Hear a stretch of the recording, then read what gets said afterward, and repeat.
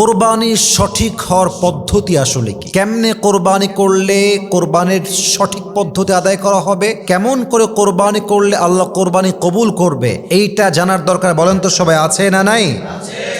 চারটা বিষয়ে খেয়াল রাখবেন। এক নাম্বার, যখনই কোরবানি করছেন শুরুতেই পড়বেন বিসমিল্লাহি আল্লাহু আকবার। পড়েন সবাই বিসমিল্লাহি।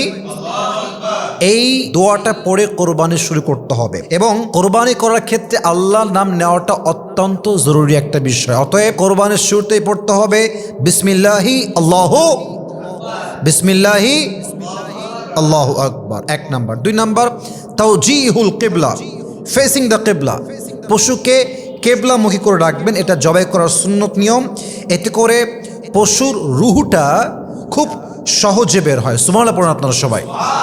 দুই নাম্বার তাওজিহুল কিবলা। তিন নাম্বার ইহসানুয যাবহি, অর্থাৎ খেয়াল রাখবেন অনেকে অমানবিক আচরণ করে, পশুর সামনে ছুরি ধার দেয়, এতে করে পশুর খুব কষ্ট হয়। এটা করবেন না।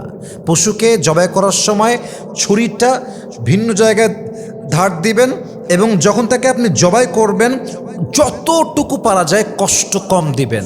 তার ঘাড়ে আঘাত করবেন না, তার মেরুদণ্ডে আঘাত করবেন না। জাস্ট জবাই দেওয়ার যে সুন্নত পদ্ধতি আছে আদায় করার পরে 10 মিনিট 15 মিনিট একদম রেখে দেন। আস্তে আস্তে রক্তগুলো বের হয়ে যাবে, নিস্তেজ হয়ে যাবে, তার রুহুটা কবজ হয়ে যাবে। এটাই হচ্ছে সঠিক পদ্ধতি। সুবহানাল্লাহ পড়েন সবাই। 4 নাম্বার ইরাহাতুজ যাবিহা, যেটা আমি আগেই বলে দিয়েছি, সেটা হচ্ছে গরুকে অনেকে দেখা যায় যে ছুরি নিয়ে গরুর সামনে এভাবে দেখায় তাকে ভয় দেখায়। এটা করা যাবে না। তার সামনে ধার দেওয়া যাবে না। অর্থাৎ এমন কোনো কাজ করা যাবে না যেই কাজের জন্য গরুটা অনেক বেশি ভয় পায়, তার চোখ দিয়ে পানি পড়ে। মাথায় রাখবেন, যেই পশু আপনি কোরবানি দিচ্ছেন সেটা আপনার ভালোবাসার পশু। এটা ভালোবাসা না থাকলে তো স্যাক্রিফাইসই হবে না। এখন যদি আপনাকে কষ্ট দেন এটা শরীয়তের বিধানের বাহিরে যাবে। অতএব খেয়াল রাখবেন গরুকে কোনো প্রকার কষ্ট দেওয়া যাবে না। বলেন সবাই ইনশাআল্লাহ। সর্বশেষ একটি পয়েন্ট বলতে চাই, এটা না বলে পারছি না। মাথায় রাখবেন আপনার কোরবানির গরু, এটা আপনার গরু, এটা আপনার ভাগের গরু, এটা আপনি কোরবানি দিচ্ছেন। অতএব এটার প্রথম গোশত আপনি খাবেন, এটা সুন্নাত।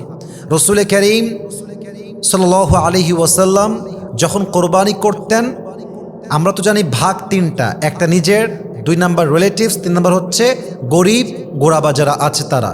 তবে নবীজি কোরবানি দেওয়ার পরে প্রথম গোশত তিনিই খেতেন। সুবহানাল্লাহ পড়েন।